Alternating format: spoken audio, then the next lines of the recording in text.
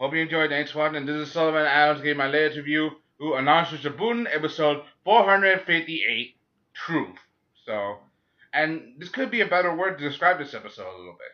Anyway, we continue off. I'm gonna do a top five on this a little bit, on this. Let's start with number five.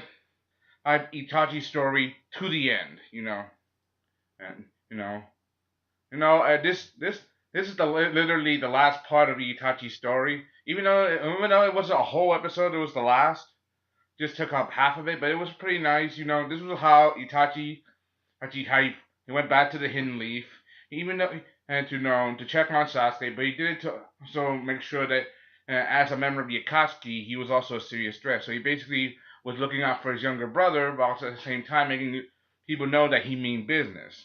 So basically, he was giving them both a check and a warning. Yeah, even though he wore the mask of a villain so well, oh, oh like that people didn't know what the truth was, and by the time the truth was heard, people wouldn't believe you. And that's kind of the main point. Itachi did such a well. Seeing how he handled Sasuke, seeing how he's grown, seeing how he used it. It was kind of brutal knowing that he did all those horrible things, like beating up his younger brother, using Tsukuyomi to mess with his mind a little bit, and really breaking his arm. He made him, even though it is hard to watch, you also gotta feel bad for Itachi. He made himself out as the villain where in his life he was really just a good soldier protecting his homeland and while wearing the mask of a villain.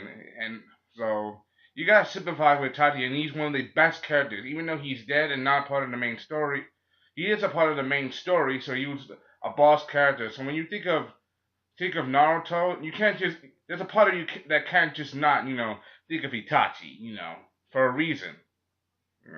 Anybody who does anybody who doesn't think otherwise, it's dumb, for a reason.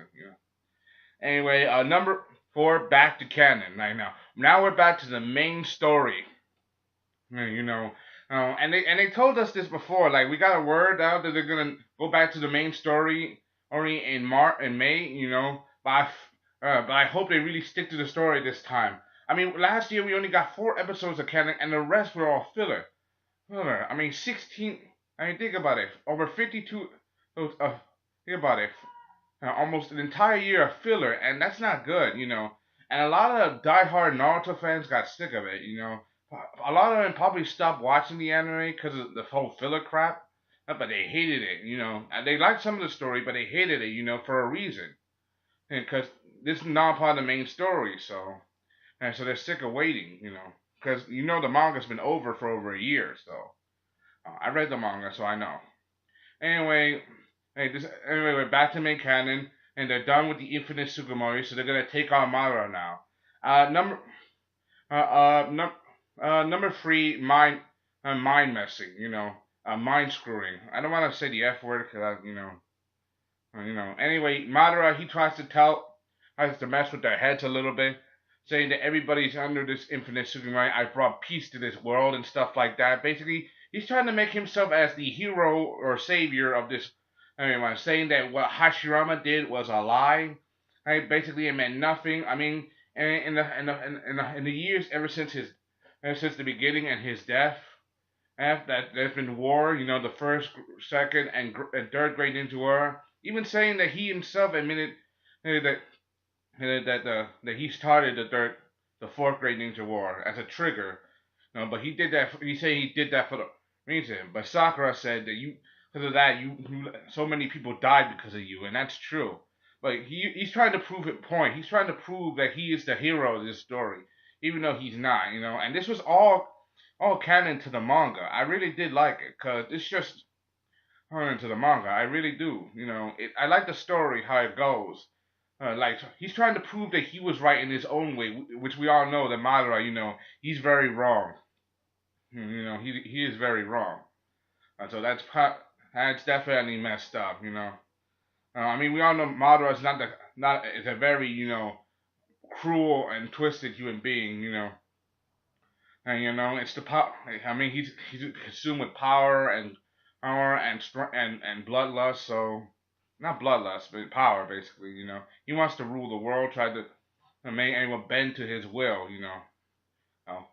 Oh, so it's definitely very hard, very hard to deal with someone like that who has nearly unlimited power. But Naruto and Sasuke, they're ready to take him on, but that is until number two, stabbed in the back, literally, because seeing that hand through Madara, it's definitely very. Hey, definitely, he was very shocked. Everybody was shocked seeing what the hell was going on. On Black Zetsu basically did it, but Black Zetsu start and revealed that you, like Obito, you were nothing more than a pawn on in a game that far exceeds yours. And I've been around long before you have been. So basically, he's basically letting him know that he was nothing but a tool himself. Even though Madara, he set the whole game plan for the for the Great Ninja War and his revival, but he too was also a weapon, a tool, like Obito was. Like he manipulated Madara, but Madara himself was being manipulated by someone else.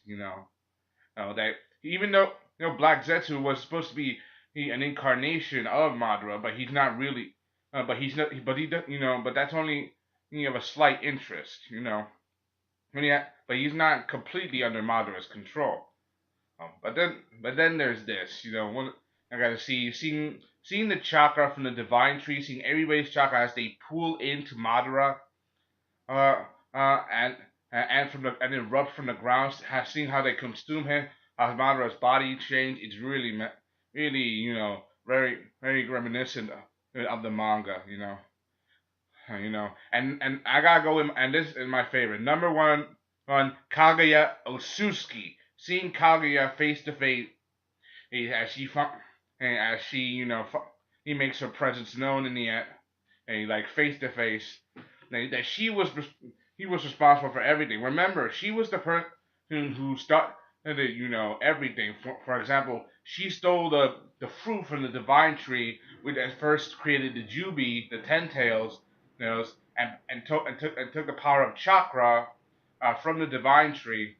And as a result, she gave birth to two children, and she became known as the Rabbit Goddess. And her might cause and her power caused fear and disorder throughout the world. Basically, she was the one who started it all. The one who literally gave birth to chakra to humanity. And her power exceeds Madara's by a very wide margin. So they're in trouble. Seeing how Black Zetsu, as he consumes Madara, as Madara being consumed, I would say that this is all my will, or rather Kaguya's will. So Madara was a tool used by Kaguya. Even though they didn't show how, that in this episode, but if you guys read the manga, you know what I'm talking about. Those you haven't, well, they're gonna show the explainer in another episode. I promise you. After enough filler crap, we're probably gonna get to the main story. I can't wait to see how they're gonna show the explainer. I hope that the animation in this was good. I liked how the music it was when Madara was consumed. He erupted. One of the things I'm gonna remember the most was how this happened when Madara was thinking to himself, Hashirama, where did I go wrong? I would say everything. So anyway, that's all I gotta say. Hope you enjoyed. Thanks for watching. Subscribe. Thank you. This is Sullivan Adams giving my latest review of Naruto Shippuden episode 458, Truth. And I can't wait to see what happens next episode. I'm so excited. Thank you.